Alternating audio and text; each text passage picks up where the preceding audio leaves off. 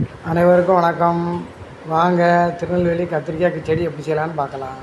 அதுக்கு மிளகாத்தல் ஒரு 10 வறுத்து வச்சுருக்கேன். கத்திரிக்காய் ஒரு 1/4 கிலோ வதக்கி வச்சுருக்கேன். வதக்கி தொலியை உரிச்சிட்டு செய்யணும். கடலைப்பருப்பு, மல்லி, காஞ்ச மல்லி ரெண்டையும் கொஞ்சம் வறுத்து வச்சுக்கிடணும். ஒரு நெல்லிக்காய் அளவு புளி, அதை நல்லா கரைச்சி வச்சுக்கணும். நல்லா கரைச்சி வடிகட்டி வச்சுக்கிடணும். அதுக்கப்புறம் இந்த கத்திரிக்காயை தோலை உரித்து எடுத்துகிட்டு நல்லா அந்த புளியை வடிகட்டி வச்சுட்டு அதில் நல்லா கரைச்சிடணும்.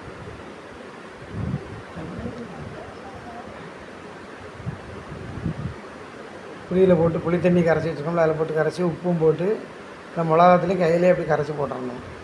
இந்த இதை பவுடராக்கி வச்சுக்கணும். மல்லியும் கடலை பருப்பும்.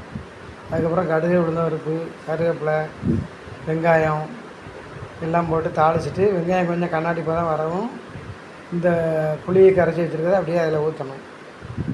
ஊற்றி நல்லா வேறு சட்டியில் மாற்றிட்டு அப்படியே கொதிக்க விட்டுறணும். நல்ல கண்ணாடி பதம் வரைக்கும் வதக்கிடணும். வதக்கினா தான் நல்லாயிருக்கும். வதக்கிட்டு அதுக்கப்புறம் இந்த கரைச்சி வச்சுருக்கிறத அதில் ஊற்றிடணும். இந்த பொடியும் அரைச்சி வச்சுக்கணும். மல்லியும் கடலை அதில் ஊற்றி திருப்பி எனக்கு சட்டி பிடிக்கல, அதனால் மாற்றிட்டு அதை நல்லா கொதிக்கணும். அதில் இந்த வெங்காயமும் கத்திரிக்காய் ஏற்கனவே வெந்தது தான். கொஞ்சம் காய பொடியும் போட்டுட்டு வெல்லம் வேணுன்னா நம்ம கொஞ்சம் போட்டுக்கலாம். இந்த பொடியும் போட்டு 2 கொதியும் இறக்கிடணும். இது இட்லி, தோசை, பூரி, சப்பாத்தி எல்லாத்துக்குமே நல்லா டேஸ்ட்டாக நல்லாயிருக்கும்.